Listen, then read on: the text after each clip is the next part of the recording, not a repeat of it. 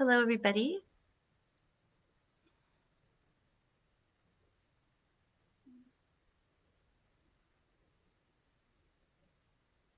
Hello, everybody, and welcome to today's Tuesday afternoon Facebook Live. And I'm not sure if, hopefully, you guys can see me. I'm not seeing a very good reception on my end, but I'll keep going as though it's working. I'm trying a different venue today to shake things up. So you're getting a little bit of the outdoor sanctuary. So, as most of you know, I'm the program director at the Sanctuary at Sedona and have been living and working here for 13 years.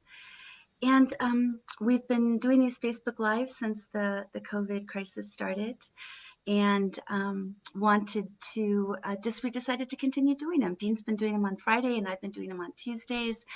And we've been getting some wonderful feedback and just feels like it's a wonderful way for us to connect and bring our message and just connect with community as well. So today I wanted to talk about something that's pretty prevalent. We're hearing a lot more about it in society today, and that's that concept of gaslighting. We have seen a rise in it here, the symptoms of it, probably in the last 5 years especially. It's often associated with people who have been in a narcissistic or abusive relationship. People often feel the symptoms of being gaslighted. So it felt like a really important topic to talk about today, both how gaslighting comes about, what it feels like, the symptomology for us personally and individually, because there is definitely a rise of it, as well as kind of going out more from a global and a political point of view as well, since sort of as above, so below, as within, so without. I think Dean spoke a couple weeks ago about so much of what we're seeing in our external world are lots of reflections on a much grander scale of things that might be happening on an internal scale as well. So, what is gaslighting? Well, gaslighting is actually a term that was coined in the 1930s from a play, most well known from a 1944 movie called Gaslight, with Charles Boyer and Ingrid Bergman, a great, great mystery if you like those. But the movie was about a husband who was systematically trying to make his wife feel crazy, go crazy, so that he could institutionalize her.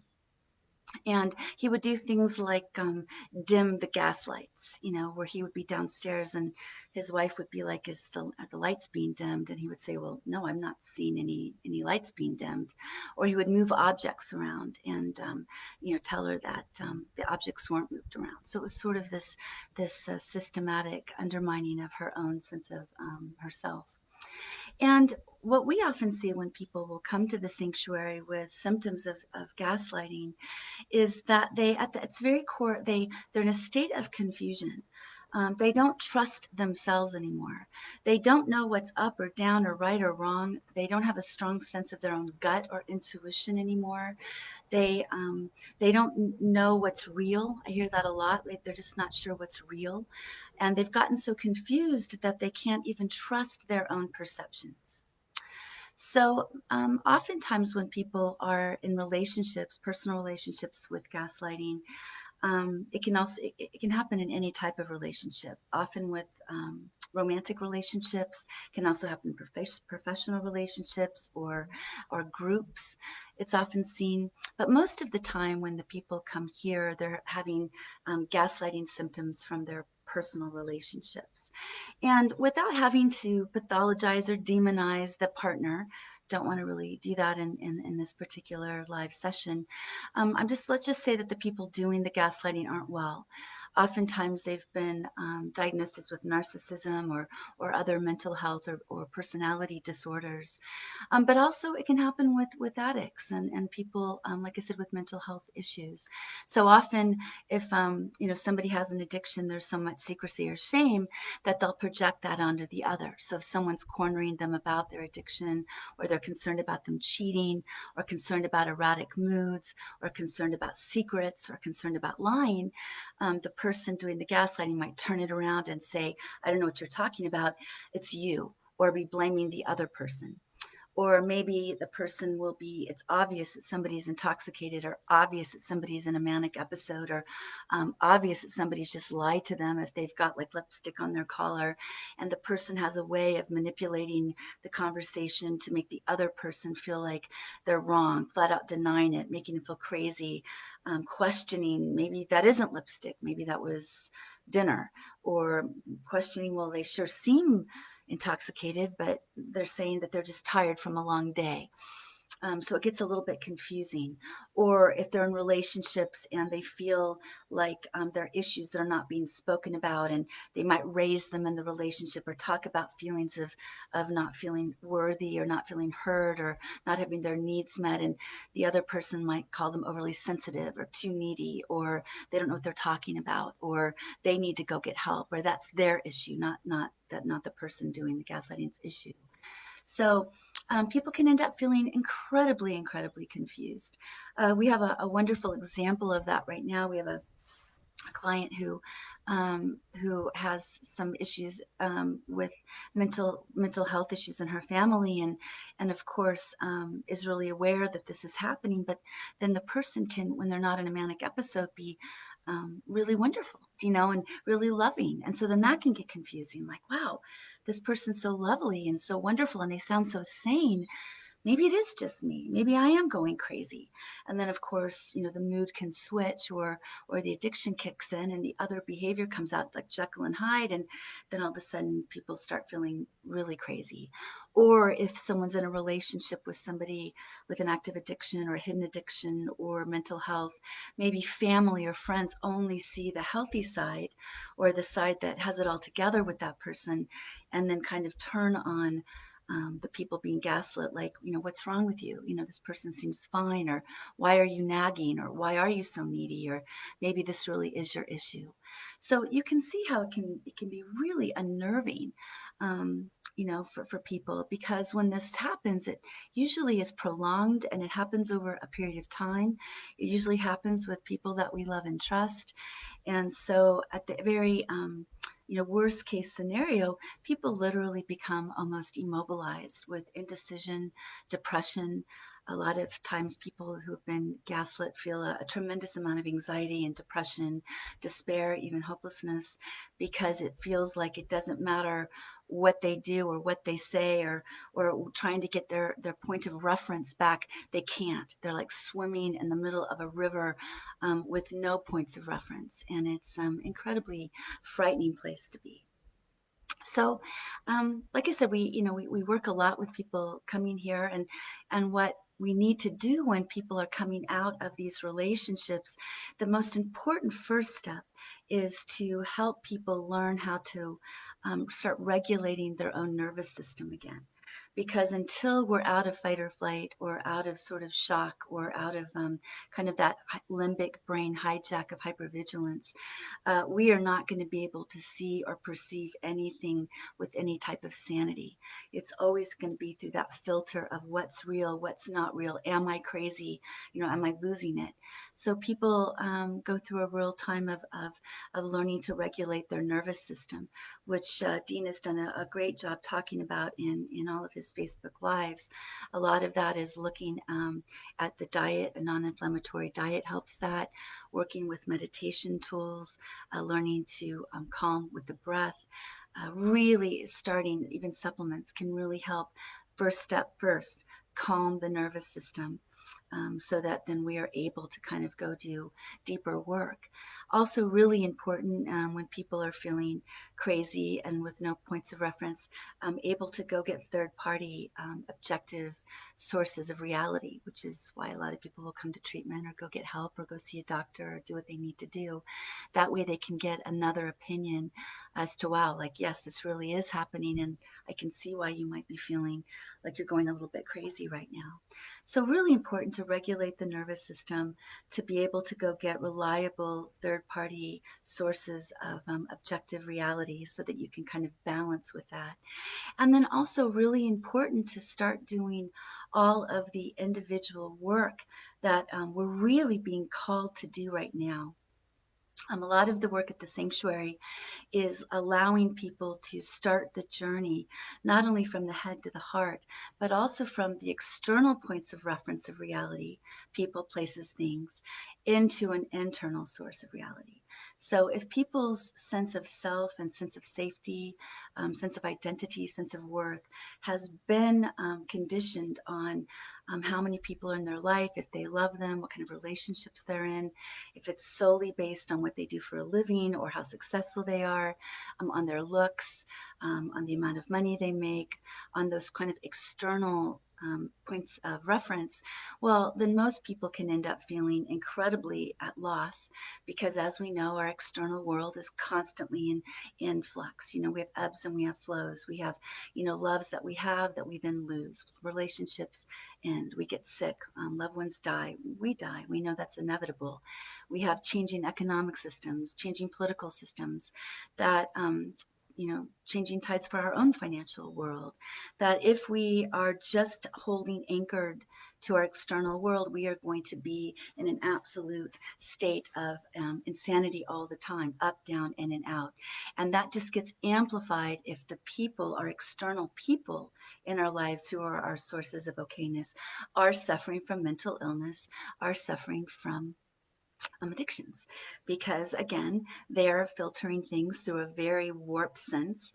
They're a lot in survival mode, trying to hide, or they're just perceiving very very in a warped way, which they're then projecting out on the other person. And that can be incredibly crazy making to deal with.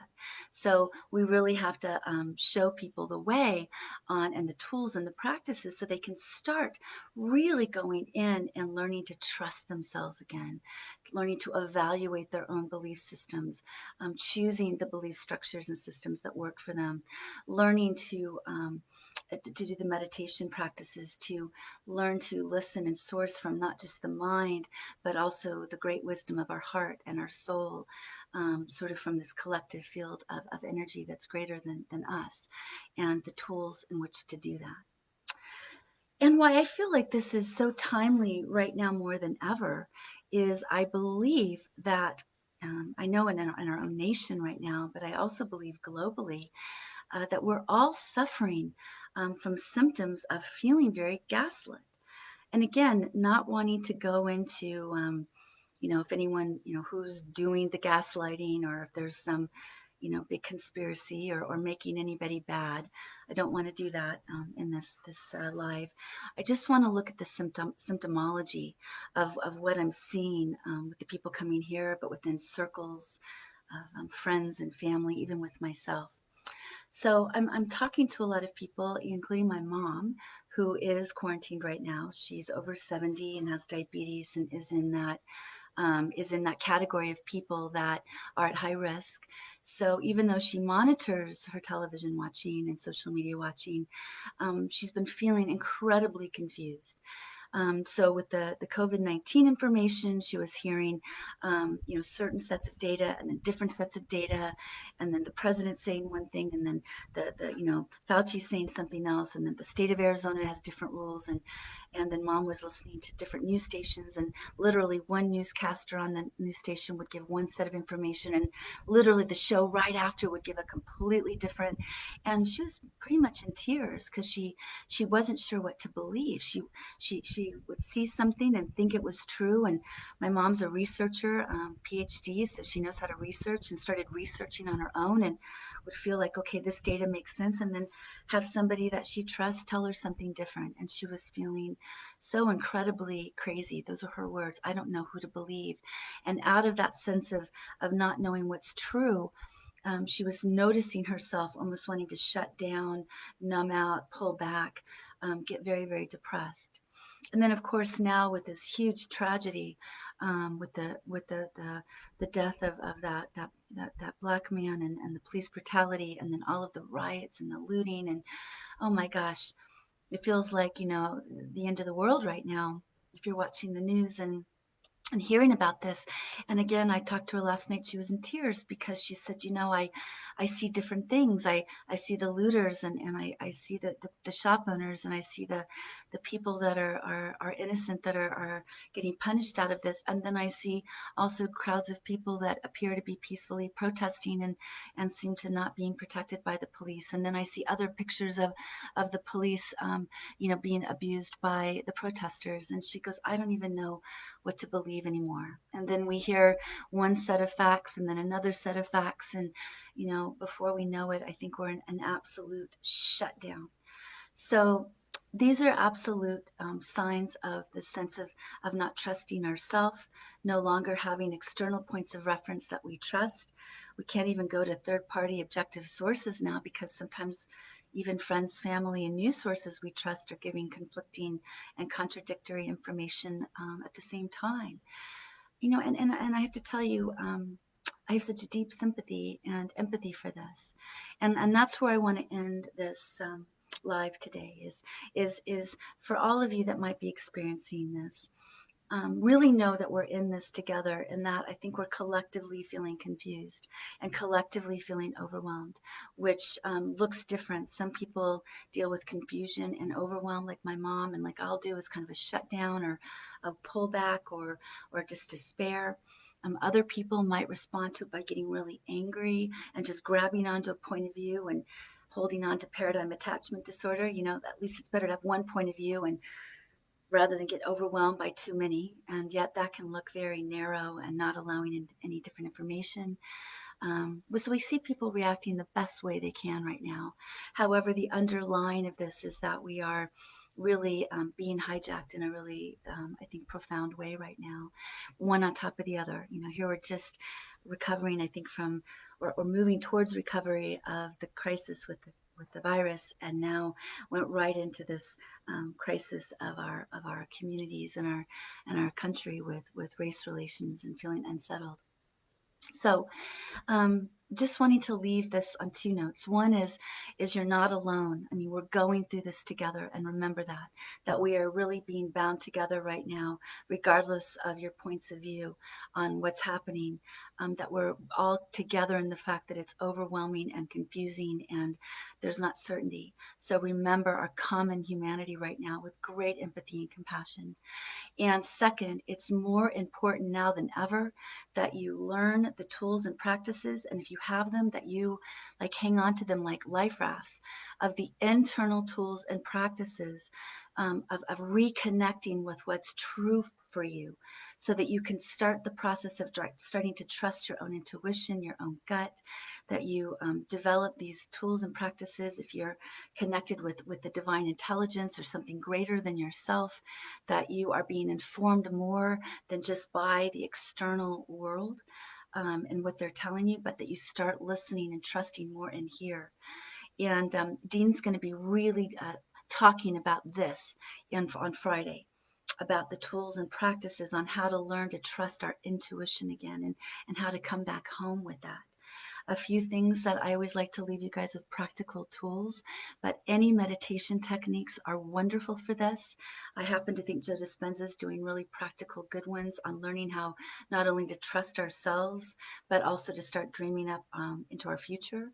I think the Heart Math Institute is an astounding resource right now, because they will not only give you science, but they'll also give you practical tools to calm your nervous system. Really come into coherence so that we can go forward with what we need to do. There are a lot of global meditations that are being done right now. Michael Beckwith did one a few weeks ago.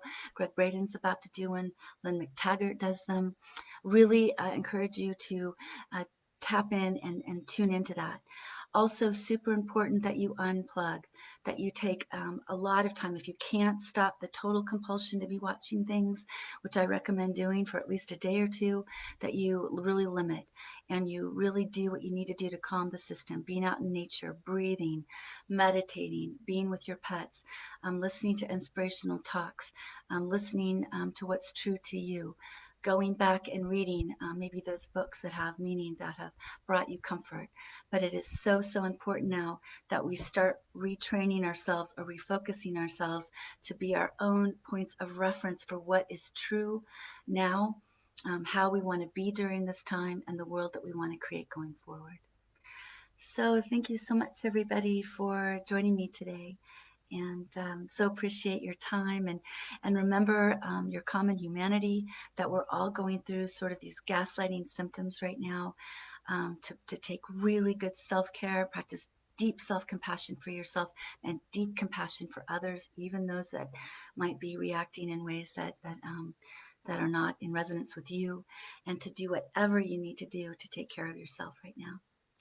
All right. Thank you so much. And yes, I look forward to seeing you next Tuesday afternoon at noon.